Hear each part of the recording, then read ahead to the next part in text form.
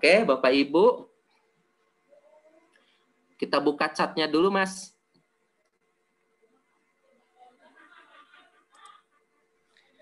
Oke, silakan Bapak dan Ibu. Tadi oleh Pak Beni sudah dipaparkan bahwa bisa dianalisis ya ini terkait hajatnya, kemudian risk ataupun aturan untuk KPI di 2001 di perusahaan ini supaya lebih baik lagi. Silakan. Dan ini juga Pak Beni udah ada yang jawab dari Kasabit bahwa untuk bahaya katanya untuk kondisi kendaraan tidak sesuai. Kemudian OTPK 3-nya preventif, kemudian maintenance kendaraannya, terus KPI K3 itu pemeriksaan rutin seminggu sekali yang harus dilakukan, dan ini pun harus dilakukan checklist kendaraan harian atau P2H-nya ya. Dan ini mungkin bisa menjawab tadi menggiring pertanyaan dari Pak Beni ke audiens. Seperti itu. Mungkin ada lagi dari rekan-rekan semuanya, monggo silakan untuk di-chat dengan kasus yang tadi ya Pak ya. Balik lagi ke slide-nya Mas, biar boleh, Baraya bisa lihat lagi. Siap. Tapi ini jawaban dari Pak Sabit udah ini ya, udah mulai mengarah. Jadi ada jawaban nih dari Pak Sabit ya bahwa itu sudah benar Pak ya. Jadi beberapa sudah benar. Yang jelas begini, lanjut saja ke slide berikutnya. Oke. Ya, slide berikutnya. Nah, ya. Jadi PT bagaimana nanti, maaf sebelumnya. Nah, ini ya Baraya ya. Jadi dari kasus yang tadi,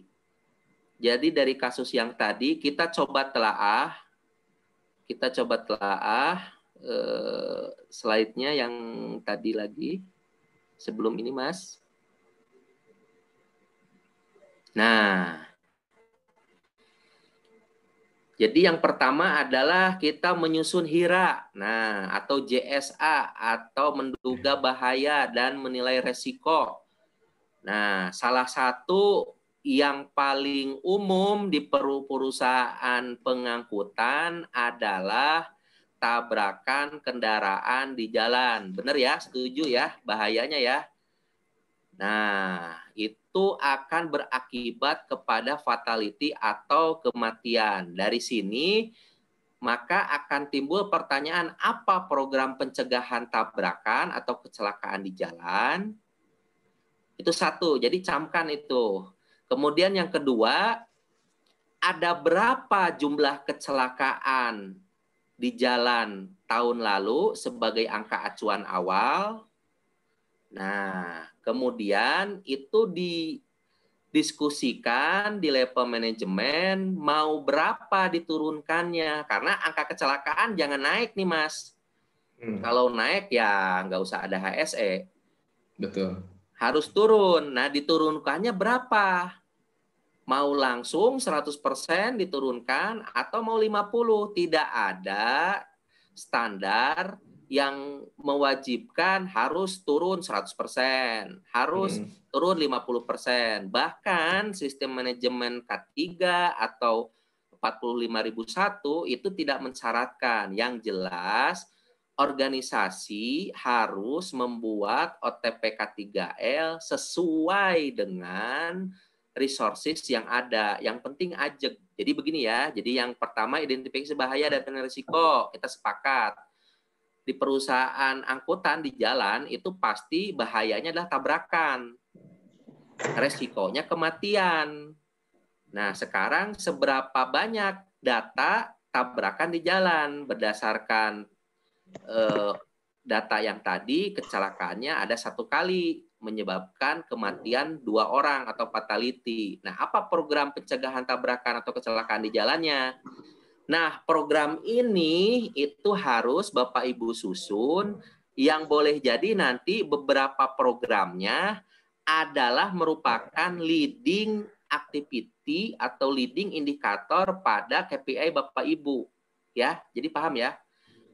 Secara gampang, program pencegahan tabrakan atau kecelakaan di jalan di PT bagaimana nanti itu merupakan leading indikator pada program pencegahan kecelakaan. Jadi begitu ya. Jadi enaknya begitu. Programnya apa? Masukin ke leading. Nanti kita tapis lagi. Jadi apa program pencegahan tabrakan, kecelakaan di jalan? Kan tadi sudah ada hasil investigasi. Ternyata sopirnya ada masalah. Ternyata secara teknis truknya ada masalah. Ternyata dari aspek legal sopirnya juga ada masalah dan lain sebagainya. Jadi itu tolong dimasukkan ke situ. Kemudian yang kedua terkait IADL, nah aspek dan dampak. Aspeknya tumpahan. Sepakat ya kalau kita kita memuat bahan-bahan dan terjadi insiden atau eksiden, biasanya ada tumpahan. Jadi resikonya itu adalah pencemaran tanah. Nah, apa program pencegahan tumpahan muatan di jalan? Nah, Bapak Ibu tolong susun programnya apa? Program mitigasi atau program untuk litigasi. Jadi kalau program mitigasi itu mencegah. Jadi misalkan ya, untuk mencegah tumpahan, tumpahannya berasal dari tergulingnya drum atau tergulingnya kemasan. Bagaimana cara untuk mencegah supaya tidak terguling? Oh, mengikat muatan dengan menggunakan lasing pada lantai atau dinding truk misalkan atau bak truk. Nah, itu menjadi program. Sehingga nanti programnya adalah misalkan pengadaan lasing pada armada truk misalkan untuk mengikat kargo. Karena dasar pemikirannya adalah tumpahan kalau drumnya terguling. Kalau drumnya tidak terguling, tumpahannya tidak ada. Atau yang kedua adalah misal tutup dari drum itu longgar atau tidak ada tutup sehingga harus ada pengecekan. Jadi administrasinya harus ada pengecekan. Jadi dibuatlah SOP pengecekan terkait dengan muatan. Kalau tutupnya tidak ada, tolak atau ditutupin atau dimintakan kepada customer untuk mengganti kemasan. Jadi jangan sampai orang atau truk yang mengangkut muatan itu dengan drum misalkan itu tidak terperiksa adanya drum yang tanpa tutup. Misalkan begitu ya. Jadi itu untuk mencegah tumpahan. Kemudian yang ketiga, contohnya adalah programnya nih, terkait dengan volume. Apakah volume wadahnya misalkan 1 meter kubik harus diisi 1 meter kubik? Biasanya ada batasan maksimum. Kalau kemasannya taruh kata itu 200 liter atau 1 meter kubik, biasanya misalkan 90% volume kemasan. Jadi itu harus ada pengecekan sehingga tidak tumpah, tidak, kalau bahasa Sundanya apa ya itu ya. Jadi kalau goyang-goyang di dalam kemasan itu kan cairan fluida itu ya. Nah, itu bisa membuat truknya tidak stabil kondisinya. Kemudian yang kedua juga boleh jadi tumpahan muncrat-muncrat ya. Kemudian yang nomor 3 adalah identifikasi regulasi dan standar. Misalkan nih Undang-Undang Nomor 22 tentang lalin dan angkutan jalan. Jam aman berkendara, maksud di sini adalah maksimal orang berkendara dibatasi berapa jam sehari terkait dengan sopir. Apakah 12 jam, apakah 8 jam, dan itu ada requirement di regulasi. Nah, Bapak Ibu harus mengidentifikasi itu. Jadi nanti terkait dengan program pencegahan kelelahan pengemudi di jalan, sehingga Bapak Ibu membuat SOP atau program membuat SOP terkait operasional sopir di jalan. Jarak lebih dari 500 kilo, istirahat tiap sekian jam. Misalkan begitu ya. Jadi pilih rute untuk mencegah kemacetan misalkan. Jadi banyak program yang bisa di-create untuk mencegah kelelahan berdasarkan fakta yang tadi. Kemudian yang keempat adalah identifikasi persyaratan atau permintaan pelanggan. Misalkan kalau Bapak Ibu mendapatkan pekerjaan dari Chevron, biasanya itu mereka sudah punya daftar menu apa yang harus kita siapin. Biasanya begitu tuh. perusahaan-perusahaan migas. Kalau kita memberikan servis terkait dengan angkutan, biasanya mereka udah punya daftar menunya tuh. Misalkan journey service record, kilometer record, hour record, mile record. Jadi tiap kendaraan harus tercatat kilometernya. Nanti juga dia akan bandingkan dengan jam kerja si pengemudi. Biasanya dengan statistika mereka akan mendapatkan, oh ternyata satu orang kebagian kerjanya misalkan dalam bulan ini 1000 kilometer. Nah, itu ada. Nah, kalau Bapak lihat di situ di slide, target 2021 mereduksi 100% fatality dari angka tahun 2020. Karena fatality-nya ada 2 dan targetnya menyebutkan mereduksi 100%, maka fatality-nya menjadi 0. OTPK 3L yang mungkin dilakukan adalah menyusun SOP untuk servis berkala dan pemeriksaan sebelum jalan, karena diketahui selangnya, remnya blong, gara-gara selang remnya putus karena rapuh. Makanya harus dibikin SOP untuk servis berkala dan pemeriksaan sebelum jalan. Kemudian program pengaturan jam kerja sopir, karena diketahui bahwa sopirnya itu kelelahan atau mengantuk ketika mengendarai truk. Kemudian program compliance awareness.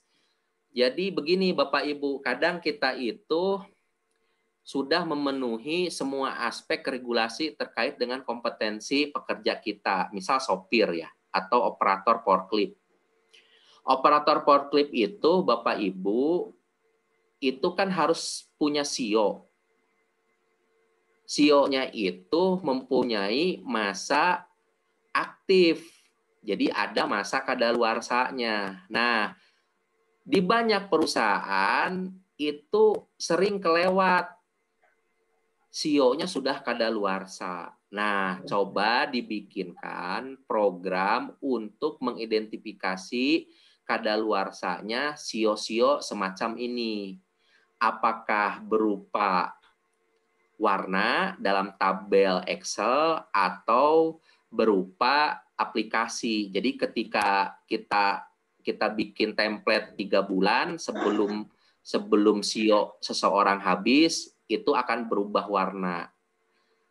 Atau ada alarmnya lah dibikin seperti itu. Sehingga compliance awareness-nya itu jalan. Oh Pak, saya sebentar lagi bulan depan CEO-nya habis atau SIM-nya habis, mohon diprogramkan untuk disertifikasi kembali atau direfresh kembali. Nah, itu seperti itu. Jadi tidak jarang Bapak Ibu kita itu fokus ke operasional tapi tidak fokus ke alarm-alarm compliance legalitas orang per orang atau alat. Biasanya alat boiler, forklift, angkat-angkut ya.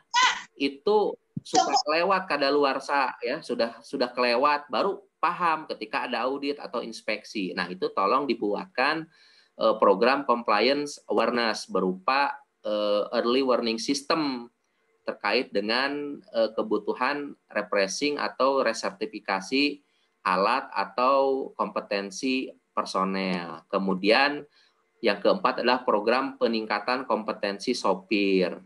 Tolong Bapak Ibu di sini ini hanya merupakan contoh saja dari kasus yang biasa terjadi di dunia angkutan di jalan. Kalau di perusahaan Bapak Ibu ada di manufaktur, silahkan disesuaikan saja. Jadi IBPR-nya saya yakin semua sudah punya HIRA. Dari HIRA ini akan lanjut ke OTP K3. Ingat, OTP K3 itu berdasarkan kesepakatan atau keputusan manajemen langsung, atau ada regulasi yang langsung mensyaratkan angkanya, atau permintaan pelanggan atau vendor. Jadi begitu. Lanjut, Mas.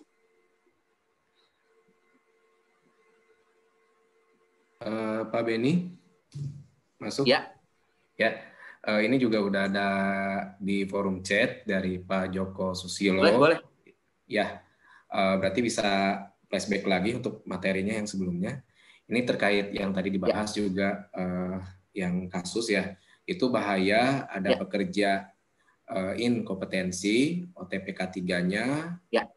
Kemudian preventif seleksi driver itu yang harus diseleksi, kemudian KPI ketiganya cek berkala surat kendaraan dan izin terkait serta kondisi drivernya itu sendiri, mungkin fatigue dan lainnya seperti itu kan. Nah itu gimana tuh Betul. Pak Beni? Iya, betul Bapak Ibu. Jadi ini Pak Joko juga menambahkan terkait dengan aspek orang, ya kan? Betul. Men-nya nih, ini bagus nih Human-nya, Pak Joko betul. nih mensoroti orang. Jadi bahaya pekerjanya itu tidak kompeten karena dibuktikan SIO dan SIM-nya sudah habis kan, kadaluarsa ya Pak. Ya. Pak Joko ya, tadi dari data juga disebutkan begitu. Nah, Bapak Ibu, perlu kita ketahui bahwa kompetensi dan authority itu adalah dua hal yang berbeda. Kompetensi itu terkait keterampilan, kecakapan, kalau authority itu terkait dengan kewenangan, seseorang diizinkan atau tidak. Nah, kompetensi dan kewenangan, kompetensi dan authority ini adalah 11-12 Bapak Ibu. Jadi setelah 11 pasti 12. Nah, setelah berkompeten baru dia diberikan kewenangan. Semua itu begitu. Jadi jangan sampai kita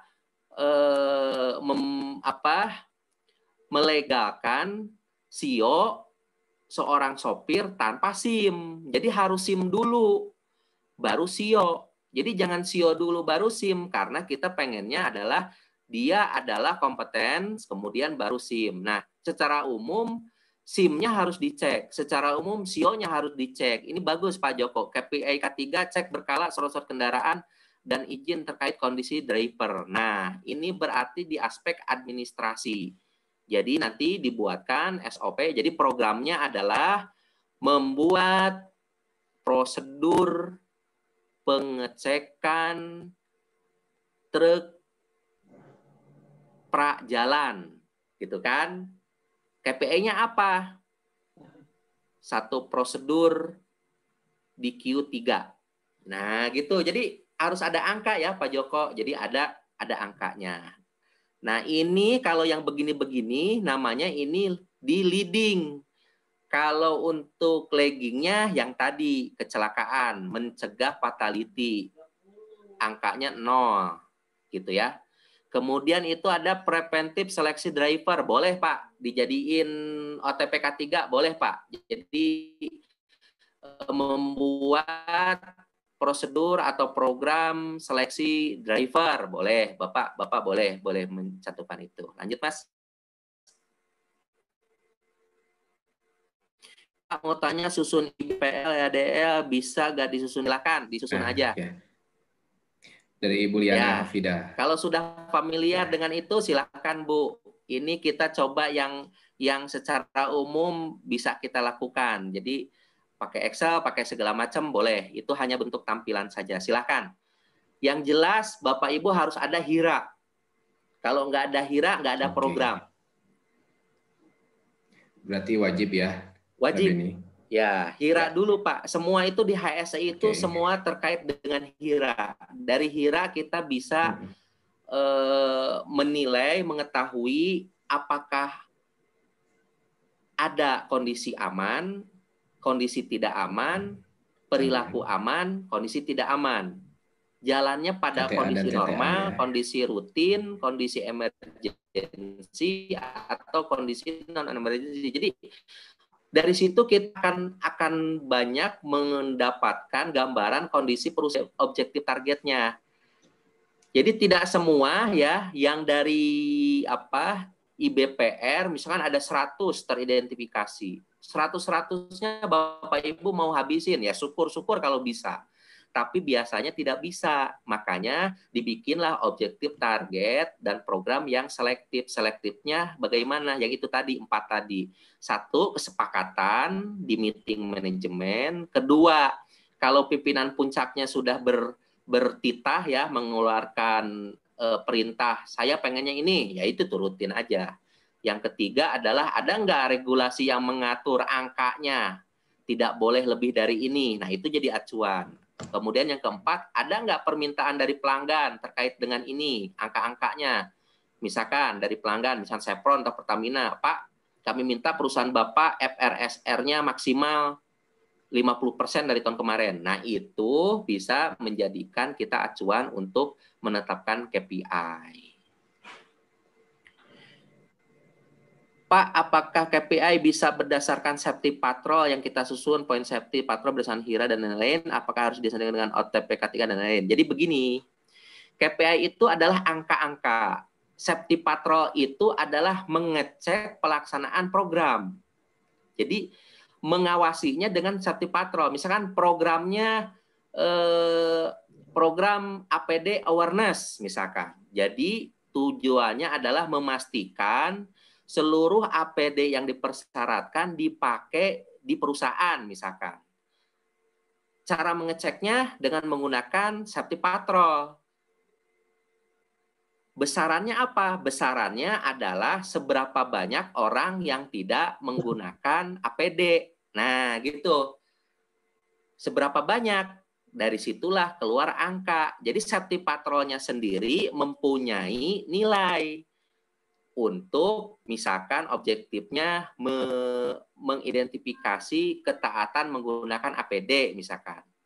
Sehingga nanti KPI-nya berapa jumlah yang tidak taat. Ditetapkanlah misalkan dari 20 orang yang tidak taat 10, berarti misalkan KPI-nya target penaatan 100%, berarti yang ditemukan tidak taat 0. Nah, jadi begitu Pak Arif Hidayat. Apakah harus disandingkan dengan OTP K3 dan lain-lain? Ya betul, harus Pak. Karena begini, KPI itu tidak ujug-ujug Pak. Harus sinkron dengan OTP K3-nya sehingga nanti bisa dihubungkan apakah KPI-nya berjalan efektif atau enggak, OTP K3-nya berjalan efektif atau enggak. Jadi jangan sampai Bapak menetapkan KPI itu tidak dengan program. Misalkan ya, KPI-nya itu FRSR kurang dari 12. Nah, kurang dari 12, angka 12 ini berasal dari 50% FR tahun kemarin. Sehingga dibikinlah program. Si virus ini memahami. Karena Oke, lanjut Halo. Pak Beni. Ya. Lanjut ya. Jadi begitu Pak. Jadi harus ada OTP K3-nya Pak. Jadi jangan ujung-ujung KPI-nya di ujung. Nah, yang tadi dicontoh yang coba saya tampilkan di slide itu terkait 2 perusahaan itu, nah itu contoh saja. Biasanya yang sudah ada seperti itu. Tapi di balik itu tetap ada objektif target program K3. Jadi Bapak, saya sarankan menyusun juga OTP K3. Jadi KPI-nya itu memang mendukung OTP K3 Bapak, sehingga nanti ketika evaluasi kinerja organisasi itu sinkron Pak. Kenapa KPI-nya tidak tercapai? Karena programnya Pak nggak jalan. Program yang mana? Program yang ini Pak, membuat pengecekan kondisi kendaraan setiap kali mau jalan, termasuk rem, dicek. Kalau memang tidak dicek kan berarti bisa blong di jalan.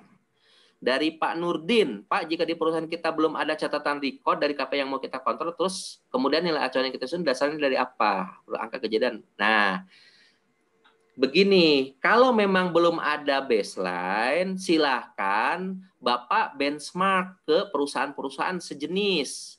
Ingat, perusahaan-perusahaan sejenis, jangan perusahaan yang tidak sejenis, karena nanti KPI-nya akan meleset. Misal, jika perusahaan Bapak perusahaan manufaktur, ya komponen otomotif misalkan, itu coba dilihat perusahaan manufaktur juga, jangan perusahaan jasa Pak, itu akan beda karakteristiknya. Nanti minimal akan beda di karakteristik di program. Kalau masalah FRSR itu sama semua di berbagai di berbagai perusahaan itu akan sama, FR dan SR. Rumusnya juga sama, tapi itu satu, benchmark ke perusahaan sejenis. Yang kedua, benchmark ke perusahaan yang karakteristiknya itu hampir bersamaan, Pak. Misal ini jumlah karyawan Bapak nih berapa? 1.000. Jangan ngebenchmark ke perusahaan yang cuma 200, cari yang 1.500, 2.000 lah ya. Nah, itu seperti itu. Kemudian yang paling bagus adalah Bapak menetapkan KPI, angka-angka tadi berdasarkan kesepakatan. Nggak apa-apa, Pak. Salah di awal nggak apa-apa. Nanti kan kita akan mengontrol tiap 3 bulan. Kontrol terus, Pak. Oh, ternyata ini tidak mungkin ya dilakukan. Nggak apa-apa. Diganti lagi, direvisi lagi. Nggak masalah. Misalkan ya, KPI-nya kegedean nilainya. Misal, FRSR 50% dari tahun kemarin. Ternyata setelah dievaluasi 3 bulan pertama, kayaknya ini nggak bisa nih. Sudah mau 70%. Kira-kira boleh nggak, Pak, diganti? Boleh. Kalau manajemen juga mengizinkan. Prosedur juga mengizinkan, boleh. Jadi begitu, Pak. Jadi kalau belum ada baseline, mendingan disusun baseline-nya. Kalau tidak ada baseline sama sekali, silakan benchmark. Statistika ketiga sudah kita share kemarin bahwa FRSR ngitungnya seperti itu. Jadi Bapak bisa simulasi, Pak. Kalau belum ada kecelakaan ya, Bapak simulasi aja. Misalkan kalau 1 kali kecelakaan fatality, kira-kira FRSR-nya berapa? Dari situ Bapak bisa tetapin, oh tahun ini saya ngacu ke simulasi tahun kemarin. Boleh nggak, Pak, berdasarkan simulasi? Boleh. Jadi ini perusahaan baru setahun, belum ada apa-apa, atau 2 tahun lah, belum ada apa-apa. Bapak bikin simulasi. Simulasi itu artinya Bapak memasukkan data-data jika kalau terjadi seperti ini, bagaimana angkanya. Jadi misalkan Bapak nggak ada nih, Bapak susun. Kira-kira kalau 1 kali fatality, berapa nih angka FRSR-nya di perusahaan kita. Nah, Bapak susun berdasarkan simulasi. Nah, dari situlah Bapak tetapin angkanya ada. Nah, dari situ Bapak mau turunkan berapa? 100%-nya kah? 70%-nya kah? Atau 50%-nya kah? Begitu, Pak. Ada lagi yang lain, Bapak? Silahkan. Lanjut ke slide berikutnya aja, Mas. Bapak dan Ibu. Oke. Slide terakhir ada satu lagi.